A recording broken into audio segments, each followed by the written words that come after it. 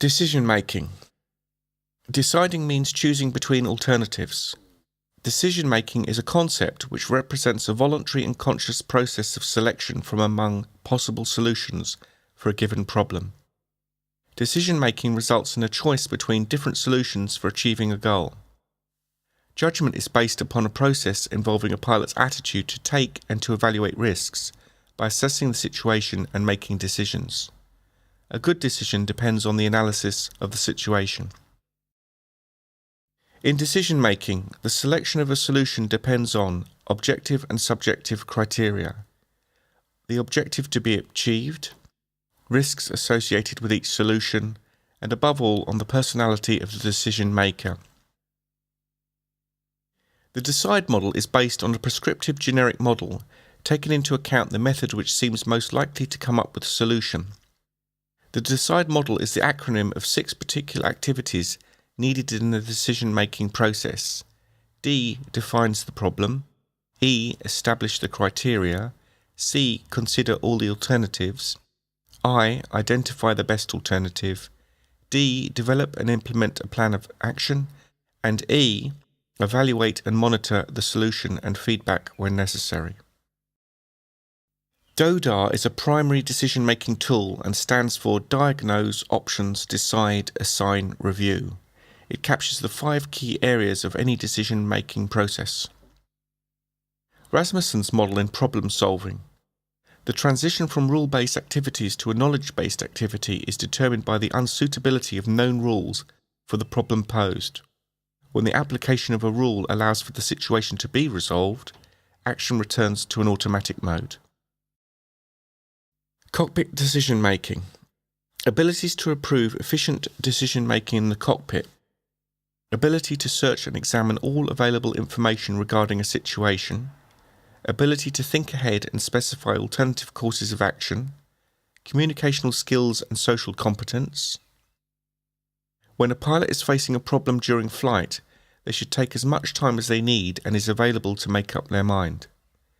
Crew decision-making is generally most efficient if all crew members concerned adapt their management style to meet the situational demands.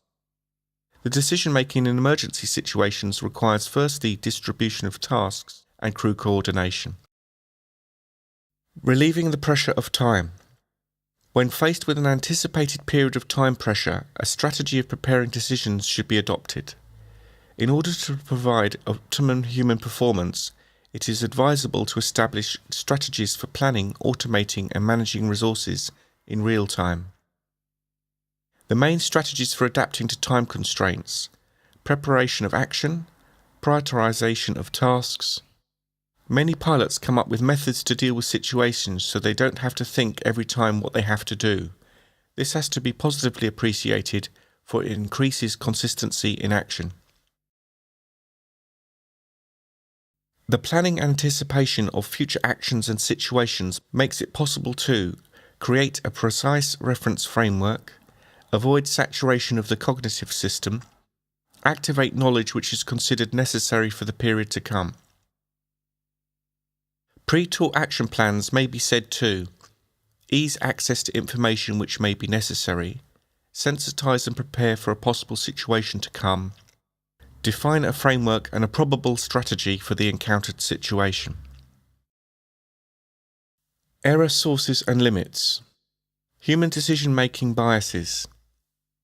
Personal experience tends to alter the perception of the risk of an event occurring. There is a natural tendency to want to confirm our decision even in the face of facts which contradict it. The group to which an individual belongs tends to influence the particular decision. Decision-making can be influenced by the following factors. People tend to conform to opinions expressed by a majority within the group they belong to. People more easily tend to select data which meet the expectations. Once a pilot has developed a certain way of thinking about a problem, he will probably find it difficult to get out of that way and to try a different interpretation of the data.